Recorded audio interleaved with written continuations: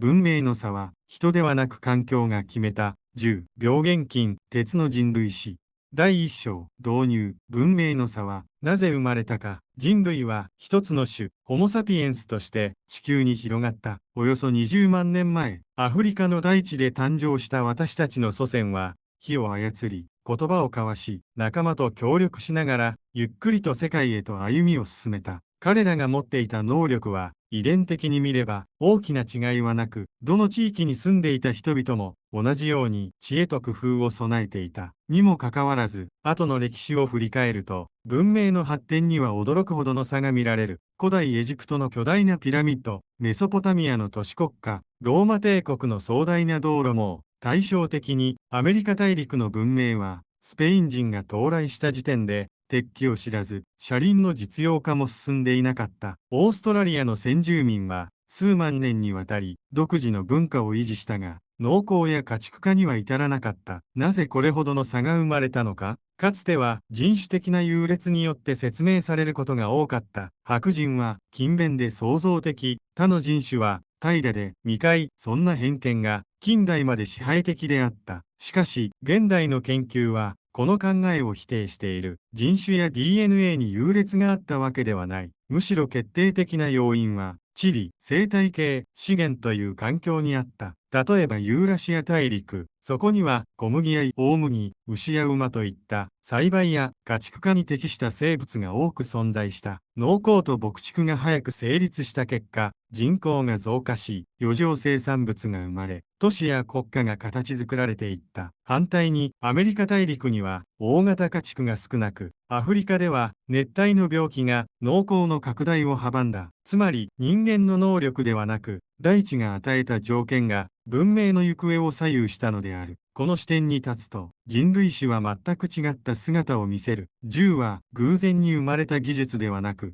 環境が育んだ社会構造から必然的に導かれた。病原菌は人間の敵であると同時に、文明の境界を分かつ要素でもあった。鉄は単なる金属資源ではなく、文明の成長を加速させる触媒だった。文明の発展は、誰が優れていたかではなく、どこに生まれたかによって決まった。この逆説的な事実こそが、人類史を解き明かす鍵であり、10、病原菌、鉄という3つの視点は、その理解を大きく助けてくれるのだ。第2章、10、軍事力がもたらした支配、火薬の発明は中国で生まれ、やがてイスラム世界を経由してヨーロッパに伝わった。最初は花火や爆竹のような娯楽や宗教儀式に用いられていたものが、次第に武器として改良され、鉄砲や大砲へと姿を変えていった。この転換こそが世界の権力構造を大きく揺るがした瞬間である。銃はそれまでの武器体系とは異なる特徴を持っていた。剣や弓は熟練した技術を必要とし、使いこなすには長年の訓練が不可欠だった。それに対して銃は一定の訓練を受ければ比較的短期間で効果的に使える。つまり兵士を大量に動員できる社会ほど銃の威力を最大化できたのである。ここに農業生産力と人口規模が軍事力に直結する構造が生まれた。16世紀、スペインの征服者たちは数百人の兵士とわずかな火器でアステカやインカの大帝国を打ち破った。もちろん病原菌や現地勢力との同盟といった要因も大きかったが、銃声が戦場に轟いた時の心理的衝撃は計り知れない。原住民にとって見たこともない火器は戦意を削ぐ雷鳴の武器として恐れられた。銃は単なる道具ではなく精神面でも支配の象徴となったのである。銃がもたらした影響は戦場にとどまらない。銃の量産には冶金技術と交易網が不可欠であり、その基盤を持つ国々が次第に世界の覇権を握っていった。イギリスやフランスが海洋帝国を築けたのも航海技術と同時に火器の安定供給があったからだ。逆に銃の普及が遅れた国や地域は外からの侵略に抗する術を持たなかった。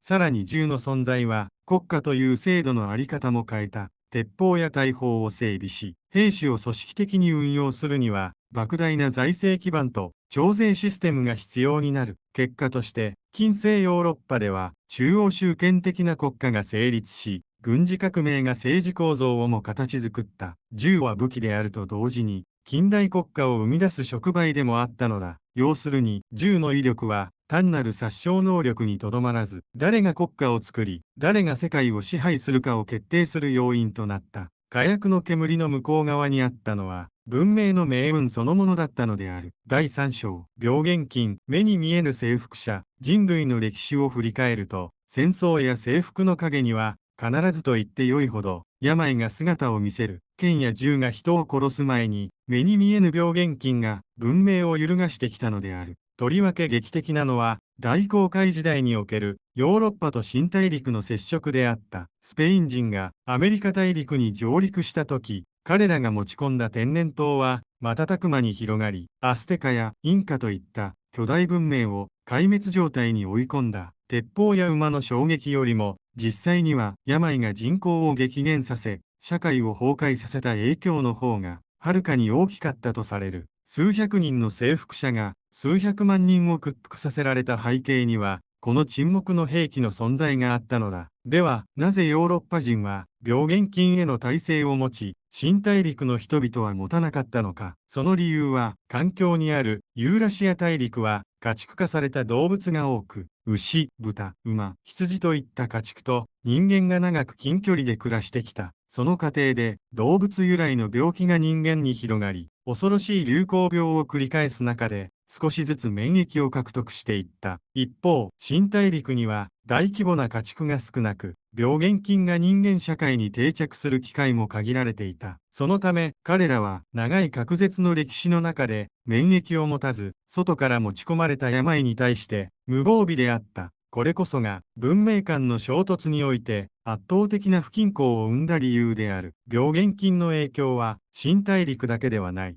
14世紀のヨーロッパを襲った黒死病、ペストは人口の3分の1を奪い、社会構造を根本から変えてしまった。大量の労働者が失われたことで、封建制度が揺らぎ、農土解放や近代経済への移行を促す契機ともなった。病は文明を破壊するだけでなく、しばしば新しい時代を生む引き金ともなったのである。こうしてみると、病原菌は単なる災悪ではなく、文明の盛衰を左右する見えざる力であったことがわかる。銃や剣が戦場で人を倒す一方で、病原菌は都市や国家を沈黙のうちに崩壊させた。歴史を動かしたのは、必ずしも人間の意志や武器の力だけではなく、微小な存在が放つ見えない刃でもあったのだ。第4章、鉄、技術と社会の結晶。文明の歴史において、鉄ほど人類の暮らしと戦いを変えた素材はないだろう。青銅器の時代から鉄器の時代へ、この転換は単なる金属の置き換えではなく、社会全体の構造と文明のあり方を根底から変えた。青銅は加工しやすく輝きも美しかったが、その原料となる銅と錫は産地が限られ、広域の交易がなければ安定供給は難しかった。対して鉄は地球上のあらゆる地域に広く存在し、採掘量も圧倒的に多い。鉄を扱えるようになった社会は、資源の独占を脱し、自前で武器や農具を大量生産できる力を手に入れた。しかし、鉄はただ豊富にあるだけでは役に立たない。高温での精錬技術、炭素との配合、鍛造の工夫など、複雑な知識と技術が必要とされた。こうした技術体系を発展させられた社会は、農業と軍事の両面で飛躍的な進歩を遂げることになる。例えば、古代中国の春秋戦国時代、鉄製農具の普及によって、耕地面積が拡大し、収穫量が増大した。その結果、人口は急速に増加し、大規模な軍隊を維持する基盤が整った。秦が天下統一を果たせた背景には、鉄による農業革命と軍備増強が密接に関わっている。ヨーロッパでも鉄は同様の役割を果たした。ローマ帝国は鉄製武器と鎧を標準化し、膨大な兵士に均一装備を行き渡らせることで、軍団の強さを維持した。鉄によって鍛えられた剣と盾は、単なる武器ではなく、帝国の秩序を象徴する存在だった。鉄はまた、都市の姿も変えた。鉄釘や鉄製工具の普及は、建築技術を飛躍させ、巨大建造物や堅牢な城郭を築き上げることを可能にした。農業、軍事、建築という3つの柱を強化した鉄は、社会そのものの基盤を形作ったのである。だが、鉄を手に入れられなかった文明はどうだったか。南北アメリカの先住民社会は、鉄器を知らず、石器や木製道具に依存していた。技術的な差は、単なる道具の違いではなく、社会全体の発展速度の差として現れ、外部からの侵略に対抗する術を奪った。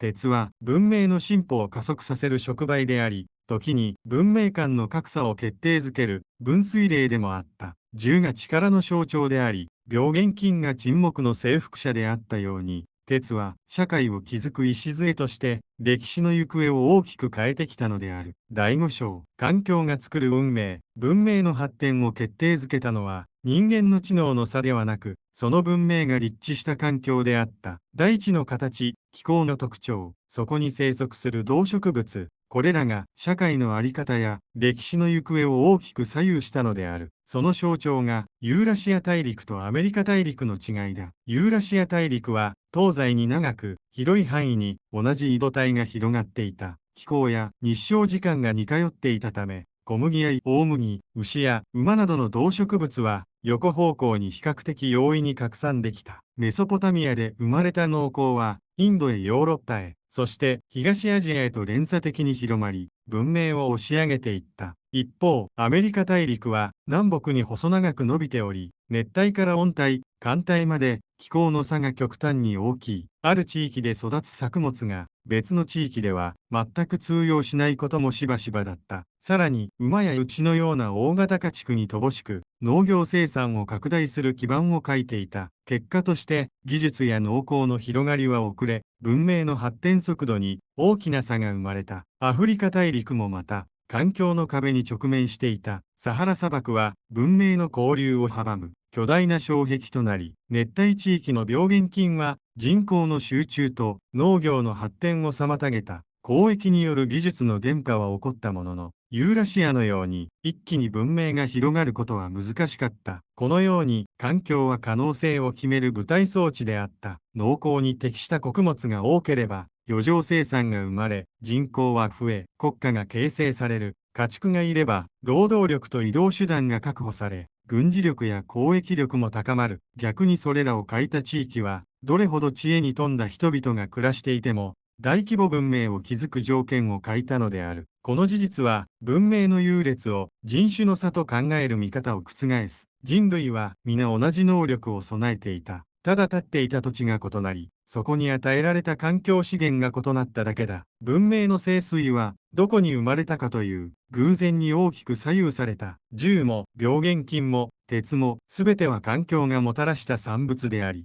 人類史の不平等を生んだ背景には、地理と生態系という冷徹な条件が存在したのである。第6章、偶然と必然、文明の盛衰、文明の攻防を振り返ると、そこには偶然と必然が複雑に絡み合っていることが見えてくる。人間の知恵や努力は、もちろん歴史を形作る要素だが、それ以上に環境がもたらした条件が、文明の行く末を大きく規定してきた。例えば、ヨーロッパ諸国が16世紀以降に世界へ進出できたのは、単に彼らが勇敢であったからではない。大航海を可能にした造船技術や航海術は地中海や大西洋の地理条件があったからこそ育まれた。さらにアジアとの交易を通じて知識や技術が集約され、そこに火薬や羅針盤といった外部からの発明が加わった。つまり環境が整ったからこそ大航海は必然的に起こり得たのである。一方でその過程には数々の偶然もあった。コロンブスがアジアを目指して航海し、偶然たどり着いた先が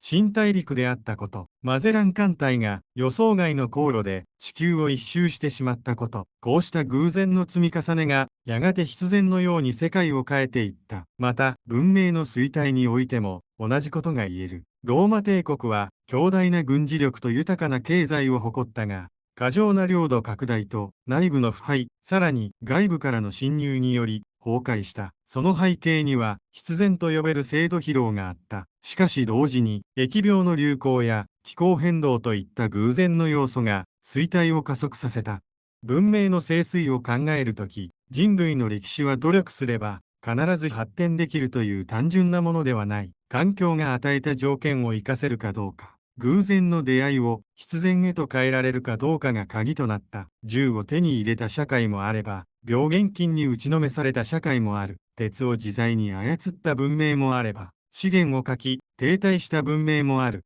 結局のところ、文明の運命は人間の意志と環境の条件の交差点に立っていたのだ。偶然の要素が文明に試練を与え、必然の力がその試練を超えさせた。そこに生まれた勝者と敗者の物語が人類史を豊かで複雑なものにしてきたのである。第7章、結び、現代への示唆、10、病原菌、鉄、この3つの要素が人類史を動かした大きな原動力であったことを見てきた。これらは人間の知恵や文化の差ではなく、地理や環境の条件から必然的に生まれたものであった。つまり、文明の攻防は、誰が優れていたかではなく、どこに生まれたかに大きく左右されたのである。この視点は、現代を生きる私たちにも、深い示唆を与えている。今日、科学技術や医療の進歩によって、人類はかつてないほど繁栄しているように見える。しかし、新しい病原菌としてのパンデミック、新しい鉄としての AI や情報技術、新しい銃としての核兵器やサイバー攻撃は依然として文明の行方を左右し続けている。また、環境という視点を忘れてはならない。気候変動、資源の枯渇、生態系の変化、これらは人類が築いた文明に新たな試練を突きつけている。かつて天然痘が大陸を滅ぼしたように、地球環境の変化が国家や文明の命運を決する時代に、私たちは生きているのだ。歴史から学べるのは、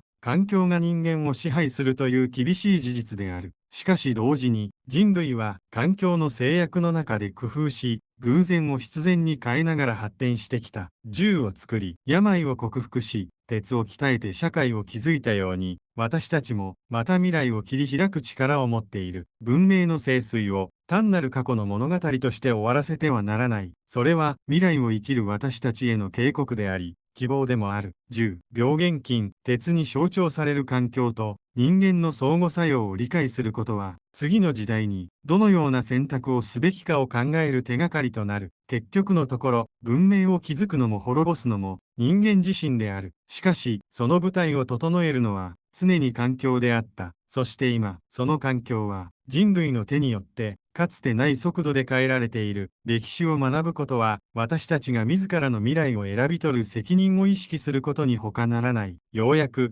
1、導入文明の差はなぜ生まれたか。2、10、軍事力がもたらした支配。3、病原菌、目に見えぬ征服者。4、鉄、技術と社会制度の結晶。5、環境が作る運命。6、偶然と必然文明の盛衰。7、結び現代への示唆。チャンネル登録、高評価お願いします。